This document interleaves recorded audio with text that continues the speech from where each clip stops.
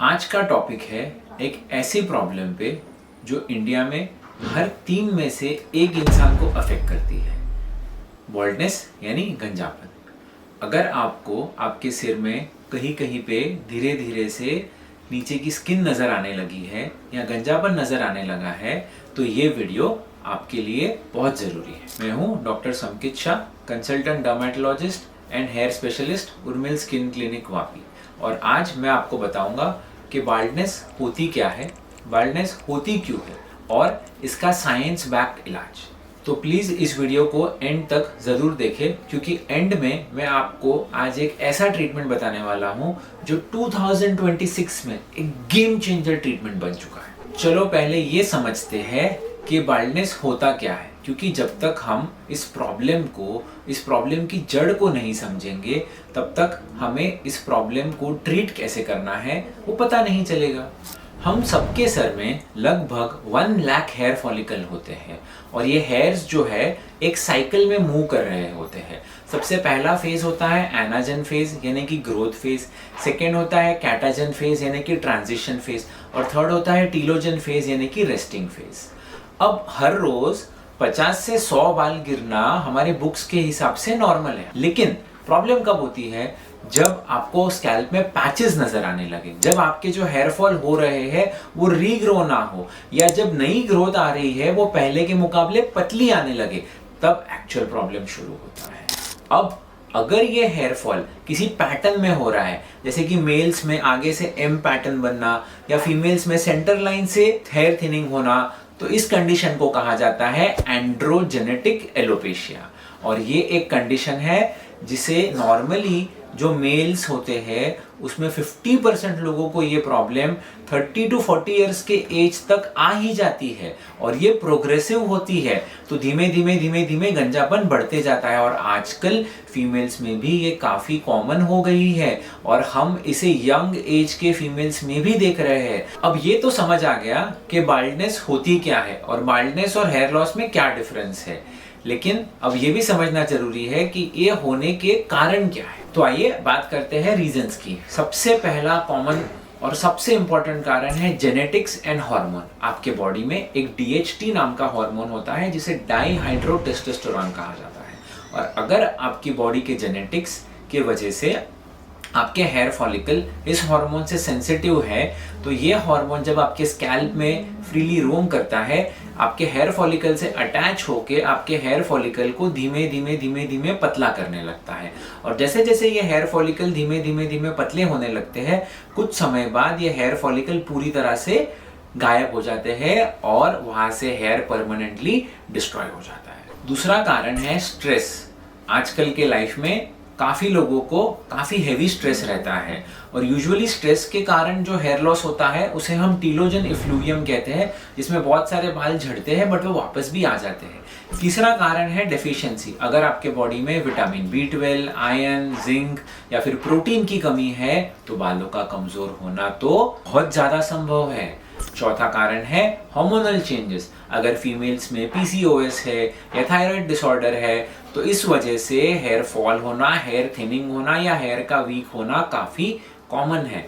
पांचवा रीज़न है traction and hair treatments. अगर आप आपके हेयर्स को बहुत टाइटली बांध रहे हो, आप हेयर को पुल करके रख रहे हो, तो वो भी हेयर लॉस को बढ़ावा दे सकता है। अब कॉजेस तो समझ आ गए, लेकिन बहुत कम लोग जानते हैं कि ये जो हेयर थिनिंग या बॉल्डनेस होता है ये एक दिन में नहीं होता है, ये स्लोली आगे बढ़ता है। तो इसके कई सारी ग्रेड्स एंड स्टेजेस होते हैं, तो ये स्टेजेस समझना बहुत ज़रूरी है, क्योंकि आपका हेयर थिनिंग या आपका बॉल्डनेस कौन से स्टेज में है उस पर आपका ट्रीटमेंट निर्भर करता है। मेल्स या जेंट्स में हम इसे नॉरवुड हैमिल्टन स्केल कहते हैं। इसमें ग्रेड 1 to ग्रेड 7 होता है। ग्रेड 1 में सिर्फ एक छोटा सा M पैटर्न बना हुआ होता है जहाँ पे आपके कॉर्नर्स थोड़े से पीछे गए होते हैं, और ग्रेड 7 में सिर्फ आपके ये पीछे के और साइड के इतने ही बाल बचते हैं, बाकी सारे बाल गायब हो जाते हैं। और इसके बीच में सारे ग्रेड्स आते हैं, जिसमें शुरुआत में यहाँ से बाल पीछे जाते हैं, फिर बीच में से भी बाल गायब होने लगते हैं। इसके अलग अलग ग्रेड्स होते हैं।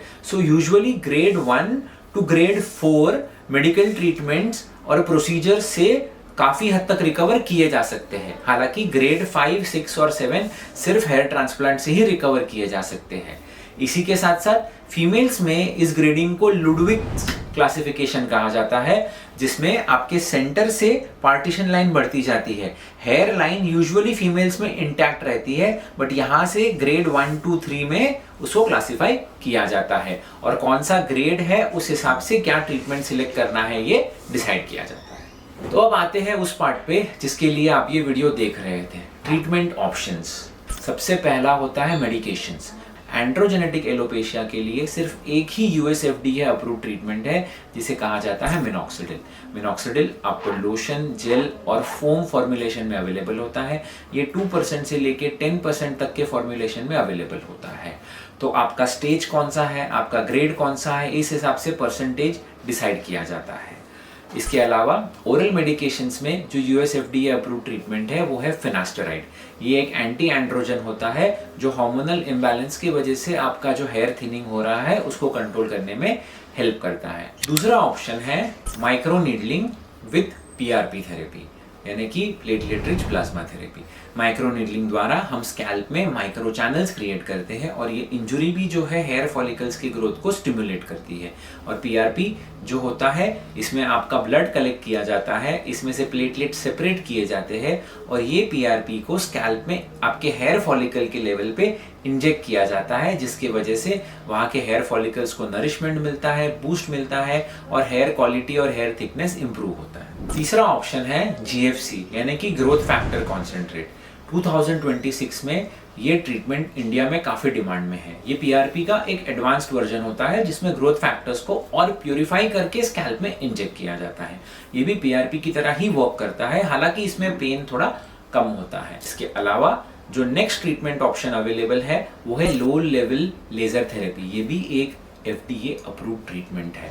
इसमें एक लो लेवल लाइट आपके स्कैल्प पे डाली जाती है, जो आपके स्कैल्प के ब्लड फ्लो को इम्प्रूव करने में, वहाँ के स्ट्रेस और इन्फ्लेमेशन को कम करने में मदद करती है, और ये हेयर लॉस रिड्यूस करने में और हेयर डेंसिटी बढ़ाने में हेल्प करती है। ये ट्रीटमेंट इंडिविजुअली भी की जा सकती है और PRP और GFC के साथ भी की जा सकती है। अब आता है आखिरी ऑप्शन, यानी हेयर ट्रांसप्लांट। अगर आपका हेयर लॉस या हेयर थिनिंग काफ़ी एडवांस स्टेजेस में है, आपके हेयर फॉलिकल्स डेड हो चुके हैं, तो हेयर ट्रांसप्लांट आपके लिए बेस्ट ऑप्शन है। इसमें FUE या DHI टेक्निक से काफ़ी अच्छे रिजल्ट्स मिलते हैं। इसमें आपके ही बाल आपके साइड से और पीछे से निकाल के जो एरियाज बॉल्ड हो गए हैं वहाँ पे ट्रांसप्लांट किए जाते हैं, और फिर 6 से 8 महीने में इसका काफ़ी अच्छा रिजल्ट नज़र आता है और काफ़ी नेचुरल लुक देता है। हो सकता है आप 7 गलतियां ऐसी कर रहे हैं जो आपके हेयर फॉल या हेयर थिनिंग को यंग एज में बढ़ा रहा हो, तो आप इन 7 गलतियां जानने के लिए मेरे अगले वीडियो को देख सकते हैं, जहां मैंने इसको डिटेल्ड में डिस्क्राइब किया है। अगर आप अपने हेयर लॉस को लेकर काफ़ी परेशान हैं और एक science backed long term solution चाहते हैं, तो आप नीचे दिए गए नंबर पे कांटेक्ट कर सकते हैं। अगर आपको वीडियो इन्फॉर्मेटिव लगी हो और अगर आपको कोई भी डाउट्स या क्वेश्चंस पूछने हो, तो आप कमेंट सेक्शन में ज़रूर डाल सकते हैं, और इस वीडियो को ज़रूर से लाइक कीजिए।